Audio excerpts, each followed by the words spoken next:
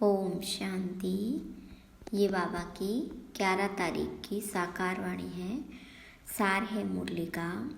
मीठे बच्चे, बाप का मददगार बन इस आयरन एजेड पहाड़ को गोल्डन एजेड बनाना है।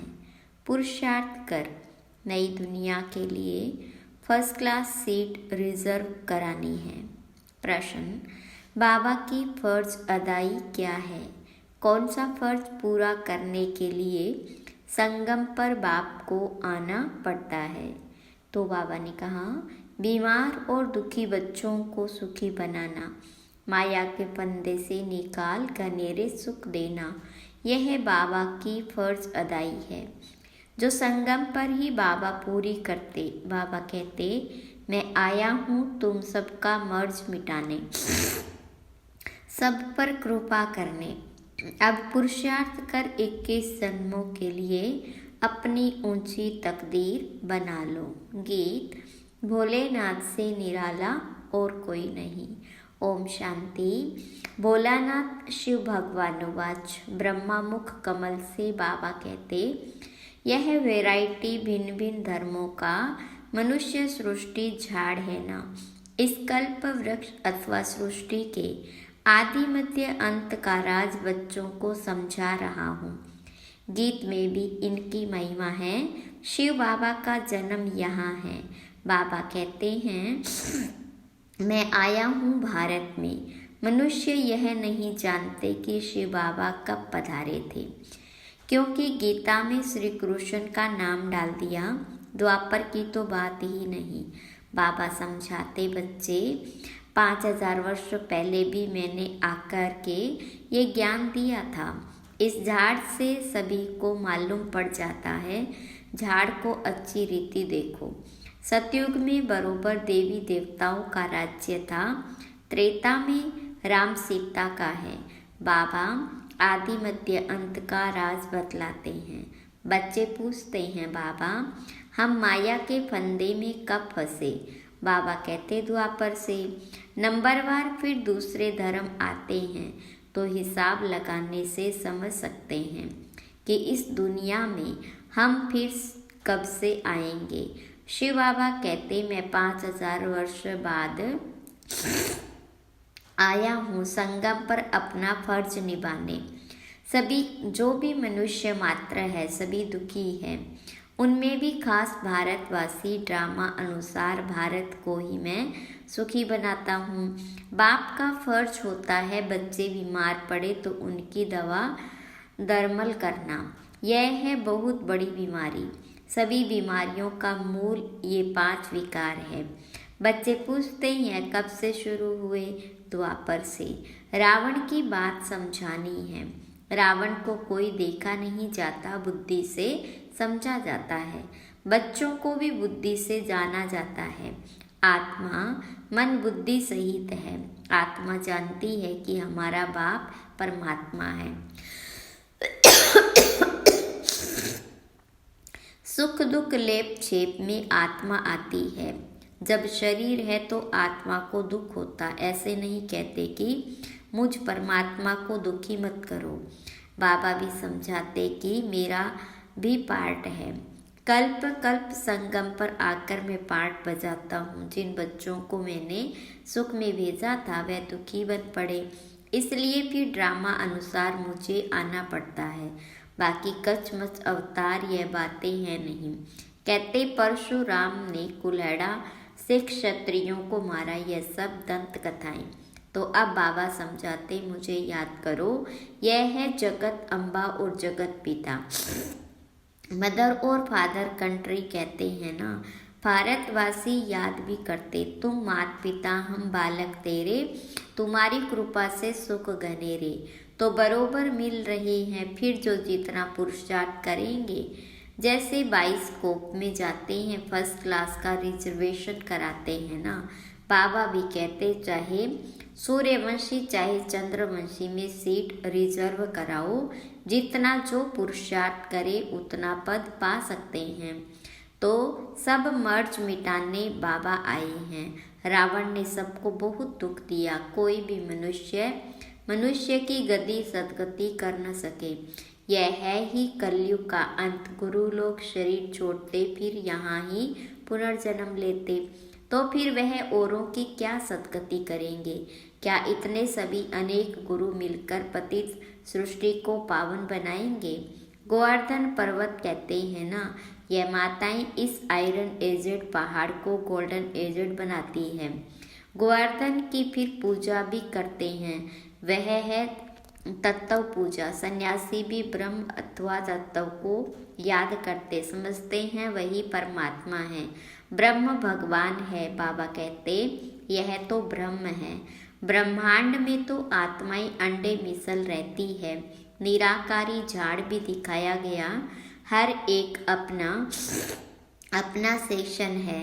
इस झाड़ का फाउंडेशन है भारत का सूर्यवंशी चंद्रवंशी घराना, फिर वृद्धि होती मुख्य 4 धर्म। तो हिसाब करना चाहिए कौन कौन से धर्म कब आते।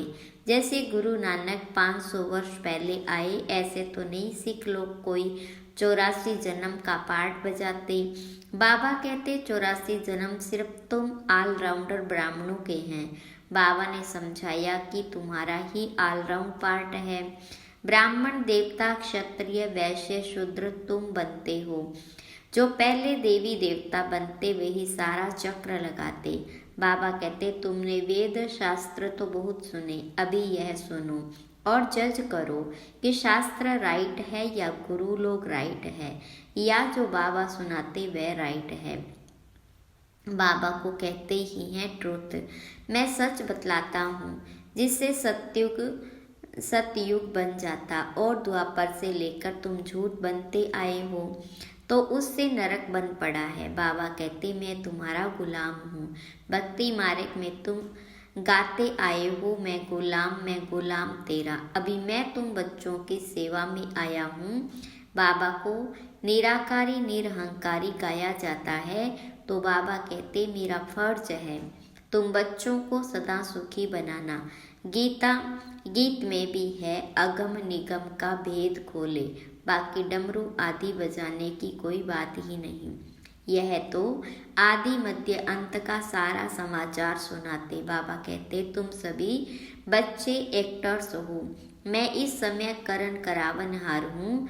मैं इनसे यानी ब्रह्मा से स्थापना कराता हूँ। बाकी गीता में जो कुछ लिखा हुआ है वह तो है नहीं, अभी तो प्रैक्टिकल बात है ना। बच्चों को यह सहज ज्ञान और सहज योग सिखलाता हूँ, योग लगवाता हूँ। कहा है ना योग लगवाने वाले झोली भरने वाले मर्च मिटाने वाले। गीता का भी पूरा अर्थ समझाते। योग सिखलाता हूँ और सिखलवाता भी हूँ। बच्चे योग सीख कर फिर औरों को सिखलाते हैं ना। कहते हैं योग से हमारी जोत जगाने वाले।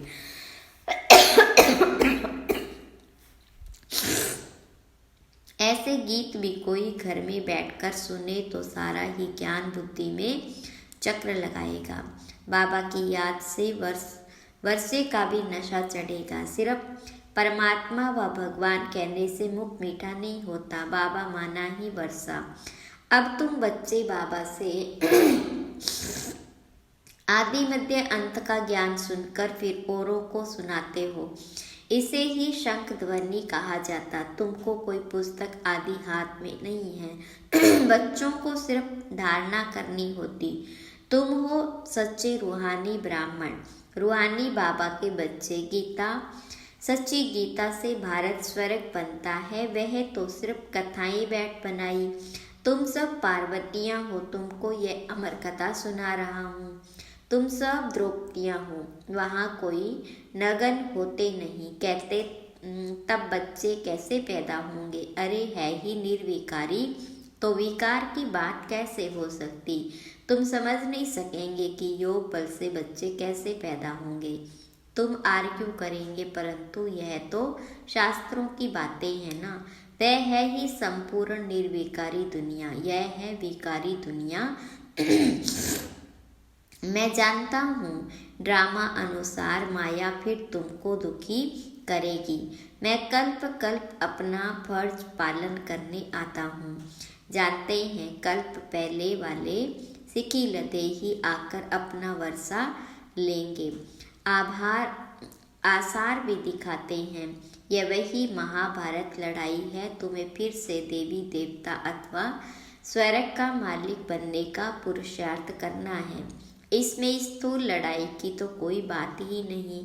न असुरों व देवताओं की लड़ाई ही हुई, वह तो माया ही नहीं जो लड़ाई। आधा कल्प न कोई लड़ाई, न कोई भी बीमारी, न दुख अशांति। अरे वहाँ तो सदैव सुख बाहर ही बाहर है।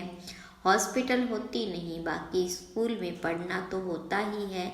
अब तुम हर एक यहाँ से वर्षा ले जाते हो। मनुष्य पढ़ाई से अपने पैर पर खड़े हो जाते।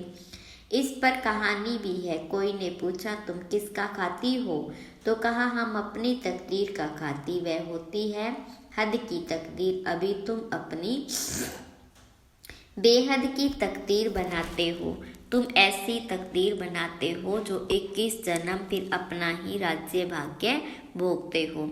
यह है बेहद के सुख का वर्षा। अब तुम बच्चे कंट्रास्ट को अच्छी रीति जानते हो।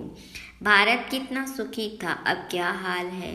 जिन्होंने कल्प पहले राज्य भाग्य लिया होगा वही अब लेंगे। ऐसे भी नहीं कि जो ड्रामा में होगा वो मिलेगा, फिर तो भूख मर जाएंगे। यह ड्रामा का राज पूरा समझना है। शास्त्रों में कोई ने कितनी आयु, कोई ने कितनी लिख दी। अनेकानेक मतांतर है। कोई फिर कहते हम तो सदा सुखी हैं ही। अरे तुम कभी बीमार नहीं होते हो। वह तो कहते रोग आदि तो शरीर को होता, आत्मा निर्लेप है। अरे चोट आदि लगती है तो दुख आत्मा को होता है ना। यह बड़ी समझने की बातें हैं। यह स्कूल है, एक ही टीचर पढ़ाते। नॉलेज एक ही है, एम ऑब्जेक्ट एक ही है, नर से नारायण बनने की। जो नापास होंगे वह चंद्रवंशी में चले जाएंगे। जब देवताएं थे तो क्षत्रिय नहीं, जब क्षत्रिय थे तो वैश्य नहीं, जब वैश्य थे तो शूद्र नहीं। यह सब समझने की बातें हैं। माताओं के लिए भी अति सहज है। एक ही इम्तिहान है। ऐसे भी मत समझो कि देरी से आने वाले कैसे पढ़ेंगे। लेकिन अभी तो नए तीखे जा रहे प्रैक्टिकल में है। बाकी माया रावण का कोई रूप नहीं कहेंगे। इनमें काम का भूत है, बाकी रावण का कोई भूत व शरीर तो है नहीं। अच्छा, सभी बातों का सैक्रिन है मन मनाभ। कहते मुझे याद करो तो इस योग अग्नि से विकर्म विनाश होंगे। बाबा गाइड बनकर आते। बाबा कहते बच्चे मैं तो सन्मुख तुम बच्चों को पढ़ा रहा हूँ। कल्प कल्प अपनी फर्ज अदाई पालन करता हूँ।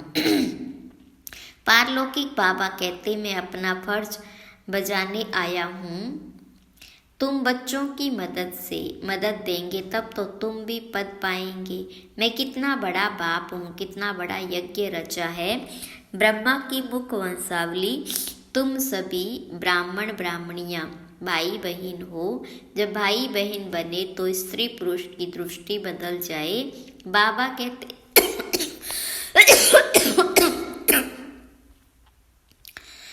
कहते इस ब्राह्मण कुल को कलंकित नहीं करना, पवित्र रहने की युक्तियां हैं। मनुष्य कहते यह कैसे होगा, ऐसे हो नहीं सकता। इकट्ठे रहे और आग न लगे। बाबा कहते बीच में ज्ञान तलवार होने से कभी आग नहीं लग सकती, परंतु जबकि दोनों मन मनाभाव रहे। शिव बाबा को याद करते रहे, अपने को ब्राह्मण समझे। मनुष्य तो इन बातों को नहीं समझने के कारण हंगामा मचाते हैं। यह गालियां भी खानी पड़ती है। श्री कृष्ण को थोड़ी गाली दे सकते। श्री कृष्ण ऐसे आ जाए तो विलायत आदि से एकदम एरोप्लेन में भाग आए, भीड़ मच जाए, भारत में पता नहीं क्या हो जाए। अच्छा, आज भोग है। यह है पियर घर और वह है ससुर घर। संगम है, मुलाकात होती है। कोई कोई इनको जादू समझते। बाबा ने समझाया कि यह साक्षात्कार क्या है, भक्ति मार्ग में कैसे साक्षात्कार होते, इनमें संशय बुद्धि नहीं होना। यह रस्म रिवाज है। शिव बाबा का भंडारा है तो उनको याद कर भोग लगाना चाहिए। योग में रहना तो अच्छा ही है, बाबा की याद रहेगी। अच्छा, मीठे मीठे सिक्के लदे बच्चों प्रति माता पिता बाप दादा का याद प्यार और गुड मॉर्निंग। रूहानी बाप के रूहानी बच्चों को नमस्ते।